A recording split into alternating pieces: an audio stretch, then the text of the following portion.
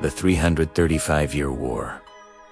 The longest conflict with 0 shots fired. Discover the incredible, true story of the war between the Netherlands and the Isles of Scilly. Declared in 1651 and forgotten for centuries, this conflict lasted until 1986 without a single casualty. 0 o'clock. Imagine a war that lasts for 335 years. A conflict spanning generations, outliving empires, and witnessing the birth of the modern world. Now, imagine this war had 0 battles, 0 casualties, and 0 shots fired. It sounds like a paradox, but this is the bizarre, true story of the longest war in history. A war that time itself simply forgot. Our story begins in the turbulent mid-17th century. England is torn apart by a brutal civil war. The parliamentarians, led by Oliver Cromwell, are battling the royalists, loyal to King Charles I. The Dutch Republic, having recently won its independence from Spain, decides to side with the parliamentarians. Why? Because they were the winning side, and good business is good business. But there was a problem. The royalist navy, though weakened, had become a real headache for Dutch merchant ships. Operating from their last stronghold, the remote Isles of Scilly just off the coast of Cornwall, these royalist privateers were plundering Dutch vessels left and right. The Dutch had had enough. 1:30 in March of 1651, a formidable fleet of 12 warships under the command of the legendary Admiral Martin Tromp sailed for the Isles of Scilly. His mission was clear: demand reparations from the royalists for the damaged ships and stolen cargo. Admiral Tromp arrived and presented his demands to the royalist governor, Sir John Grenville, defiant to the last, refused. Frustrated and with no other legal recourse to attack a foreign power, Admiral Tromp did the only thing he could. On March 30th, 1651, he formally declared war, not on England, but specifically on the tiny Isles of Scilly.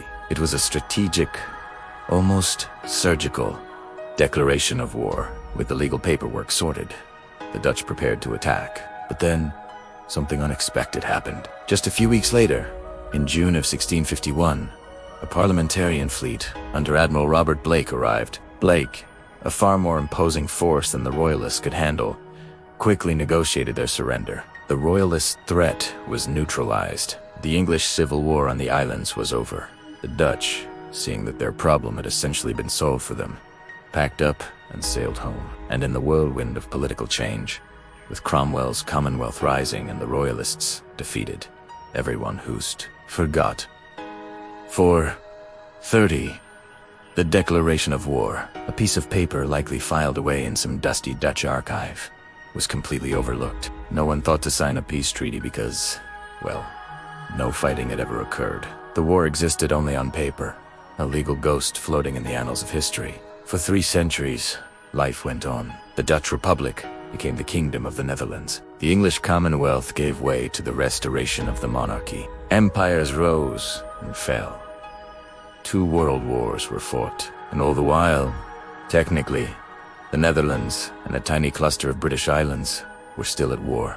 The conflict slumbered, completely unknown to the people living on the Isles of Scilly and the citizens of the Netherlands. It wasn't until 1985 that the ghost of this forgotten war would be disturbed. Roy Duncan, a local historian and chairman of the Isles of Scilly Council, stumbled upon an old legend. The myths whispered of an ancient, unresolved war with the Dutch.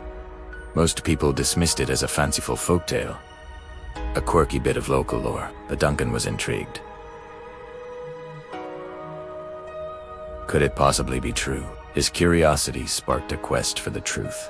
He began digging through archives, searching for any shred of evidence. He wrote letters, made inquiries, and followed every lead.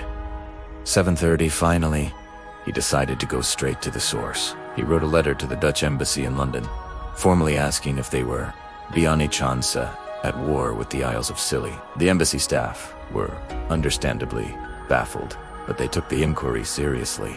They searched their records, and to their utter astonishment, they found Italiano. Tucked away in the archives was the 335-year-old declaration of war from Admiral Tromp. There was no record of it ever being rescinded. Roy Duncan was right. The legend was true.